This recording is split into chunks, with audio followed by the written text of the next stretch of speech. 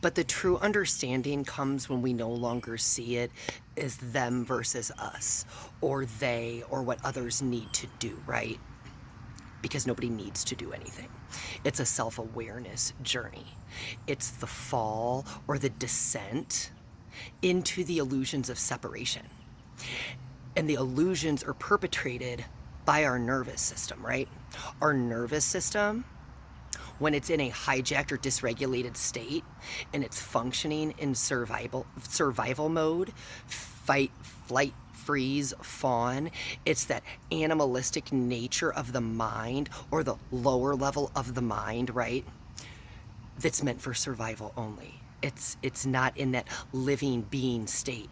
That's where the like past and the future become these constructs that keep the nervous system trapped in that state, where people resurrect or replay in their mind what has happened to them. They begin to identify as their wounds, as their experiences, rather than detaching and understanding that they are the witness. They are the awareness of their experiences. They are the awareness of their interactions.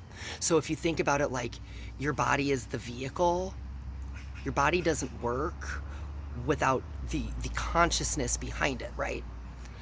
The body's like, it's your avatar, it's your vehicle, it's your container, it's your interface. And within that interface are your senses, right? And your senses are for perceiving and making sense of the world around you. But when we get in that hijacked state, that separation state, we start categorizing things and placing them in boxes outside of us, missing the fact that it's all connected, right? So we come and we fall into that separation so that we can experience it.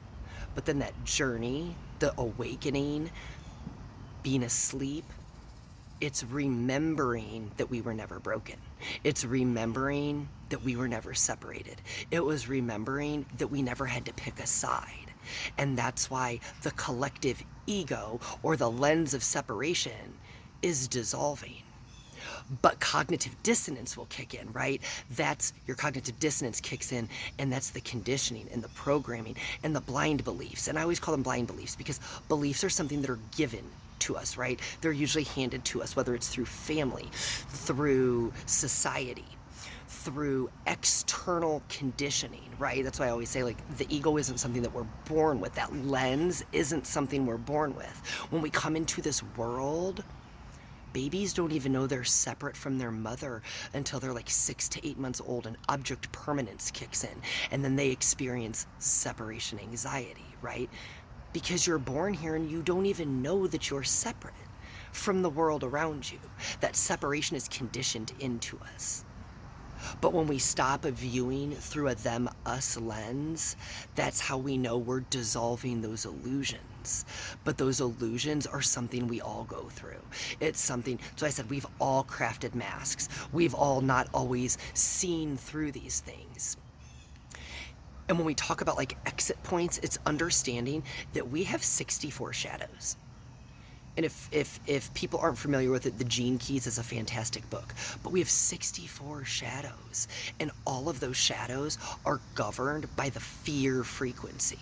And then they manifest in different ways. But that's just one end of the spectrum, right? And those shadows then lead you to your gifts, which then leads you to your city state. But you have to start with the shadows and confronting the shadows. And as we confront each one of them, we find that polarity or that gift that's embedded within that frequency, right? So we begin to take those emotions, that energy in motion, and transmute it and turn it into a different form of energy. But that's how we learn to dissolve the separation, is to realize that the resonance within itself, that energy, that vibration, that is what people, that's their commonality, right? That's where we get those external experiences, is because we share a common resonance, whether it's an abandonment wound, a trust wound. Our wounds are expressions of our energy. They are energy in motion.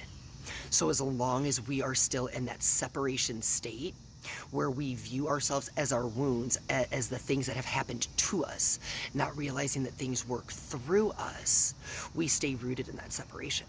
And that's what we came here to dissolve. We came here to dissolve the illusions, and there are many. They come packaged in so many different ways. And part of it is that we swap cages for a while because we can't change something that we're not aware of. So many people like to cite that, what you're not changing, you're choosing. But to choose differently implies that you have to be conscious of what's going on. And so many people, all of us, have been so unconscious or asleep, like other people call it, at so many different points of our experience. But all that's starting to dissolve and it's starting to collapse.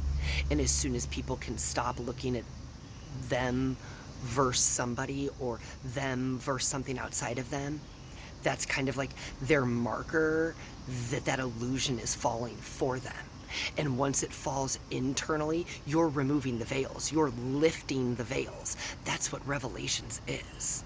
The book of Revelations. You are removing the veils from your 7 chakras, your illusions that separate, right? And as they fall, you're lifting your veil. So that's the thing. That's where like the collective is at. We're collectively doing this. Enough people already have that resonance or that fear, the shadows governed by fear, is losing its grip. Because people are no longer afraid. They're no longer viewing through them versus us, pick a side, judgment, resentment, using karma and trying to wield it like it's a weapon rather than the law of cause and effect. It's such a beautiful thing to witness right now in the world, to see people dissolving that.